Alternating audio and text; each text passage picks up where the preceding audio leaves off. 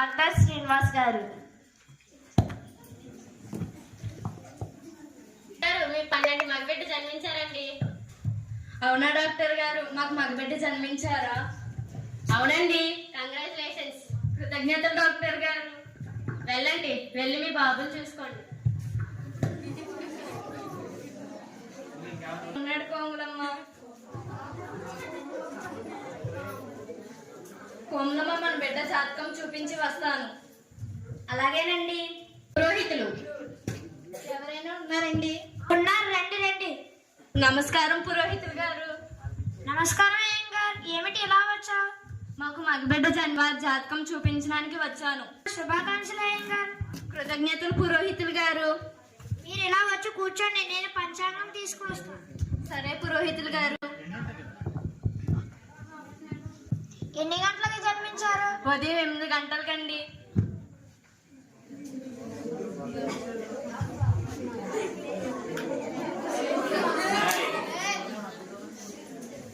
ఏమైంది పురోహితులు గారు? నిజం చెప్పడానికి ఎందుకు ఇంతలో ఆలోచిస్తున్నారు?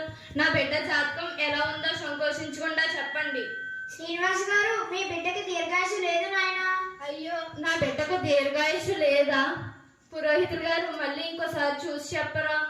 రాహు కేతువు ఒకే గ్రహంలో ఉండడం వల్ల అతని జాతకం అలా ఉంది నాయనా. సరే పురోహితులు గారు, వెళ్ళొస్తాను. వెళ్ళిరా నాయనా.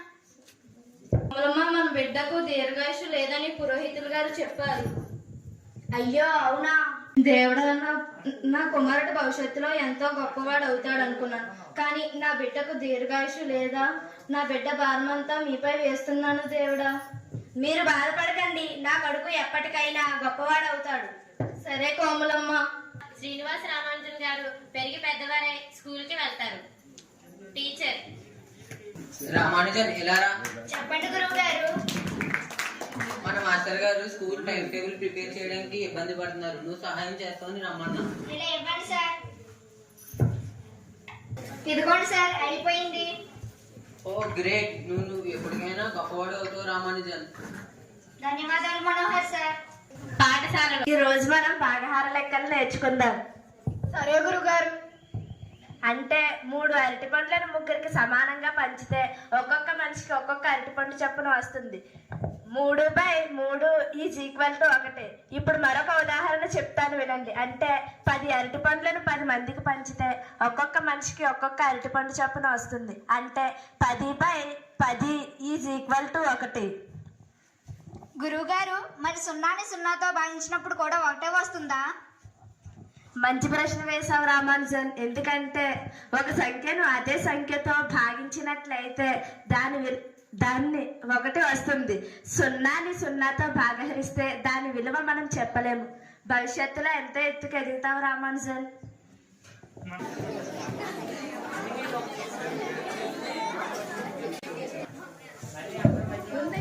రామానుజన్, ఏం చేస్తున్నావు?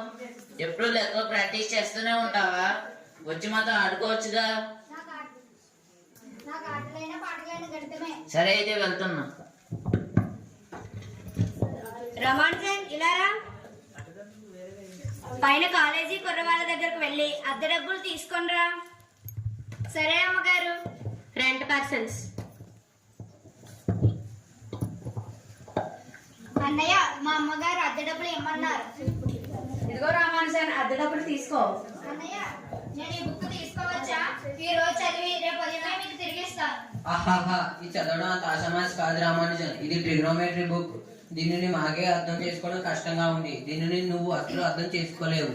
నేను దీనిని కేవలం చూచేస్తాను. నువ్వు చూడటానికి ఇందులో చిన్నపిల్లల బొమ్మలు ఏమీ లేవు. సరే సరే, తీసుకుని వెళ్ళు.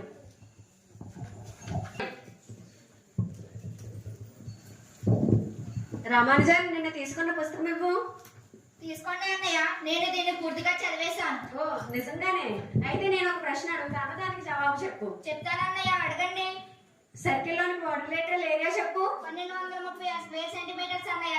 ఓ గ్రేట్. అరే, ఇది బుక్ లో ఉన్నట్టే ఉందిరా. అరే, 9వ తరగతి బాలుడికి నీ తెల్లతేటరా. రామానుజన్, ఈ రోజు సాయంత్రం నుండి నువ్వు మాకు చోటుని చెబుతావా? సరే అన్నయ్య, నా కుటుంబం కూడా చాలా పేదరికంగా ఉంది. ఈ డబ్బుల వల్ల నా కుటుంబానికి సహాయం చేయవచ్చు.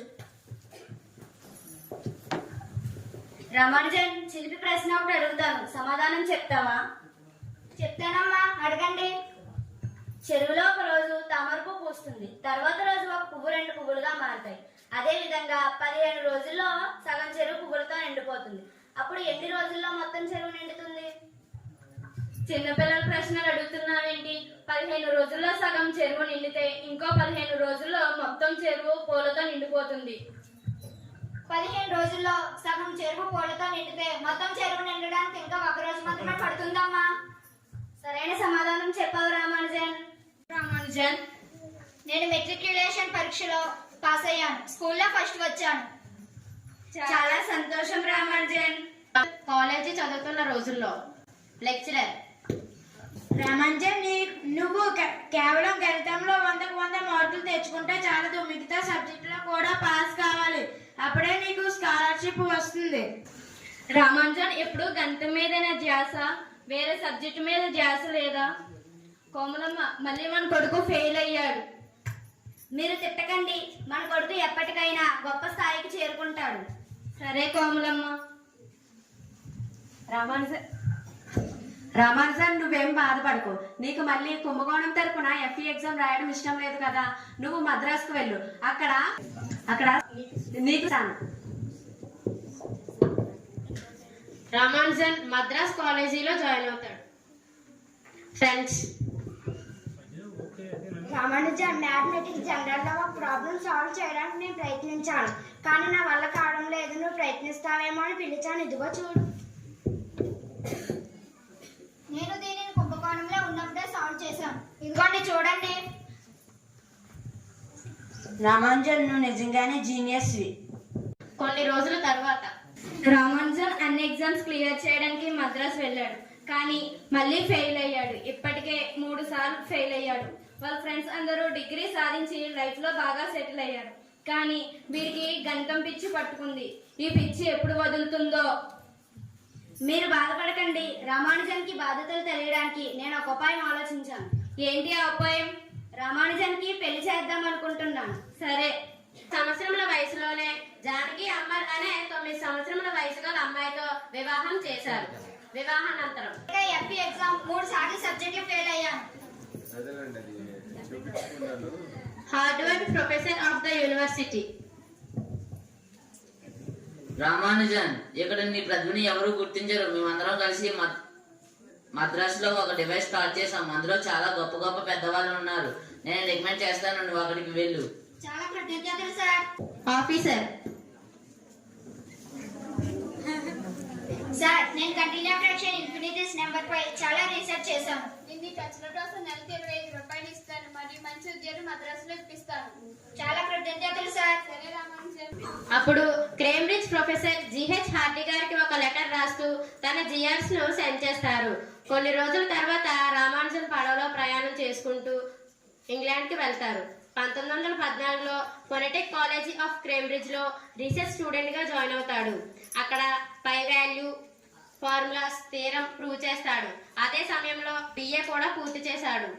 ఆహారం బాగోలేకపోవడం మరియు చలి ఎక్కువగా ఉండడం వల్ల సడన్ గా రామానుజన్ హెల్త్ పాడవుతుంది. తద్వారా ట్రినిటీ ఫెలోషిప్ లభించలేదు. ఆరోగ్యం రోజు రోజుకి క్షీణించిపోతుంది. అయినా తను మ్యాథ్స్ ను వదలలేదు. ఐడెంటిటీ ప్రాబ్లమ్స్ ని సాల్వ్ చేస్తాడు. తద్వారా Srinivasa Ramanujan fellow of royal సొసైటీగా ట్రినిటీ ఫెలోషిప్ ను సంపాదిస్తాడు. Now Ramanujan is fellow of royal society and professor of the Madras university. ఈ రోజు నాకు చాలా డల్గా ఉంది రామానుజన్. ఈ రోజు నేను ఒక డొక్కు ట్యాక్సీలో వచ్చాను. దాని నెంబర్ కూడా డొక్కు నెంబర్ లా ఉంది. అది 1729. డొక్కు నెంబర్ కాదు, 1729 is a smallest number which is the expression sum of 4 different cube different by. First one is 10 cube plus 9 cube. Second one is 12 cube plus 1 cube. రోజు రోజుకి తన ఆరోగ్యం క్షీణించడం వలన రామానుజన్ 1919లో మద్రాసుకు తిరిగి వస్తాడు. అయినా కూడా మొదటిగా ఫంక్షన్ ని కొనిపెడతాడు. ఏప్రిల్ 26, 1920లో కుంభకోణంలో 32 ఇయర్స్ ఏజ్ లోనే తన తుది శ్వాసను విడిచారు.